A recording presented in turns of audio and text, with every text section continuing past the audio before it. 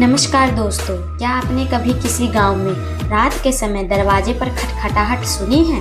कहीं सुनसान जगह पर अजीब सी परछाई देखी है? लोग कहते हैं वह डायन हो सकती है। आज हम जानेंगे कि वह डायन वास्तव में होती क्या है और क्यों लोग उससे डरते हैं। डायन की परिभाषा और इतिहास। डायन वह महिला होती है जिसे गांव में असामान्य शक्तियों वाली माना जाता है। पुराने जमाने में कहा जाता था कि डायनें लोगों को रोग, नुकसान और मृत्यु पहुंचा सकती है। कभी कभी लोगों को यह भी लगता था कि डायनें रात में उड़ सकती हैं। पुराणों और लोक कथाओं में डायन का वर्णन मिलता है। वास्तविकता और मिथक के बीच फर्क अक्सर मिटा दिया गया है। कुछ डायनें दरअसल वो महिलाएं थीं जिनका समाज ने डर के कारण बहिष्कार कर दिया।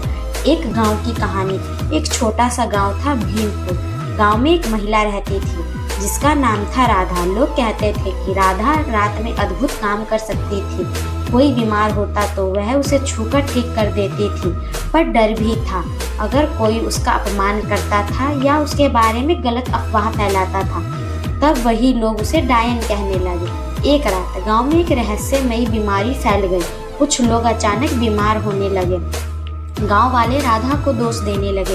उन्होंने कहा, यह डायन का काम है। राधा ने डरावनी आवाज में कहा, मैंने कभी किसी को नुकसान नहीं पहुंचाया, केवल जो न्याय के योग्य था उसे देखा।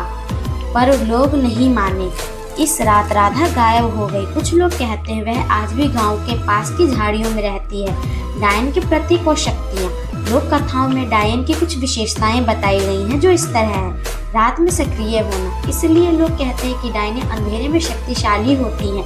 हवा और धुंध पर नियंत्रण, अक्सर अजीब आवाजें और तेज हवा डायन के होने का संकेत माना जाता है। जादू और टोना तंत्र, लोग मानते हैं कि डायनें जड़ी बूटियों और मंत्रों में असाधारण कार्य कर सकती हैं, पर इन सब के पीछे समाज का डर और समझ का अभाव भी था। असली डायनें अक्सर अपने आत्मरक्षा और ज्ञान के लिए काम करती थी। एक युवक की डरावनी रात। एक युवक अमित शहर से भीमपुर आया। अमित ने सुना कि गांव में डायन रहती है। उसने हिम्मत करके रात में झाड़ियों के पास जाने का फैसला किया। रात 12 बजे झाड़ियों में से हल्की सी रोशनी दिखाई दी। अचानक हवा तेज हो गई और उसने महसूस किया कि उसे कोई देख रहा है। आवाज आई, क्यों यहाँ आए हो यहाँ?